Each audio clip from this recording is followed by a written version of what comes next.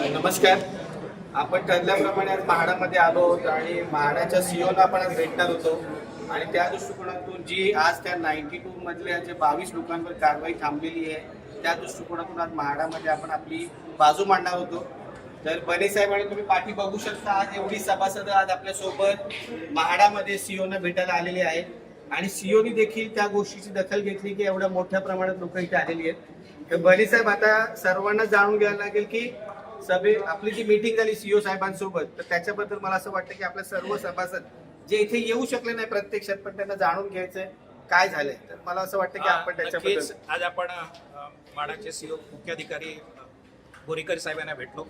आपण सगळ्या सभासदांना विनंती केली होती की आज त्यांचा भेटीचा दिवस असतो आणि त्यामुळे आपण त्यांची भेट घेऊ शकतो आणि आपला जो विषय आहे तो आपण त्यांच्यासमोर मांडूया.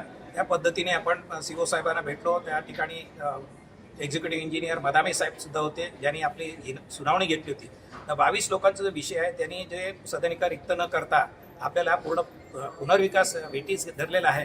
मागची 15-16 वर्ष आपण घराबाहेर आहोत, लोकांची परिस्थिती काय आहे, घरभाडं थकलेलं आहे आणि आता NCLTच्या माध्यमातून आमचा प्रोजेक्ट मार्गी लागत असताना फक्त या 22 लोकांची अडचण आहे. हे सर्व मुद्दे प्लॅन दाखवला सीओ साहेबांना, हे लोक कुठे कुठे आहेत, अख्ख्या प्लॉटवरती कुठे आहेत त्याचा प्लॅन पण त्यांना दाखवला आणि त्याच्यानंतर त्यांचं समाधान झालेलं आहे की हे खरोखरच हे लोक भेटीस धरत आहेत.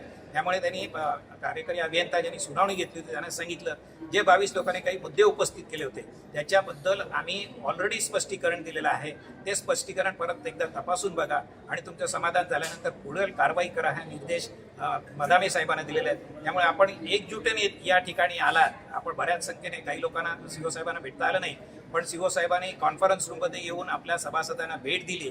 त्यांचे खूप खूप आभार. म्हाडा नेहमीच आपल्या बाजूने आहे, म्हणजे जनतेच्या बाजूने आहे. जे योग्य आहे त्या पद्धतीने म्हाडाने न्याय केलेला आहे आणि आज त्याचा प्रत्यय आपल्याला आला आहे. माननीय बोरीकर साहेब हे आलेले, आपण भेटले, आमची बाजू ऐकून घेतली आणि त्यांनी तसे निर्देश दिलेले आहेत आणि आम्हाला आशा आहे की यापुढील कारवाई लवकरात लवकर होईल, तत्परतेने होईल, कारण आम्ही आमची बाजू पूर्णपणे बाजू मांडलेली आहे आणि त्याच्यामध्ये कोणतीही उणीव नाही. त्यामुळे म्हाडाचं समाधान होईल, अधिकाऱ्यांचं समाधान होईल की पुढील कारवाई.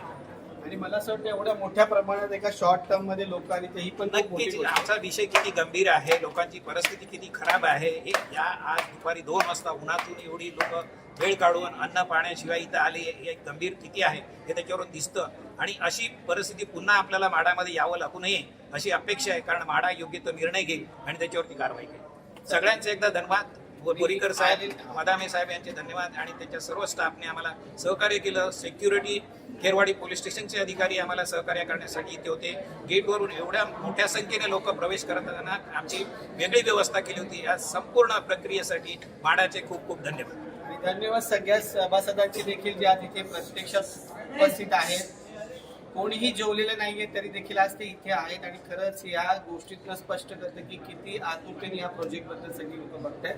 तर सर्व टीमचं मी मनापासून धन्यवाद व्यक्त करतो. Thank you very much.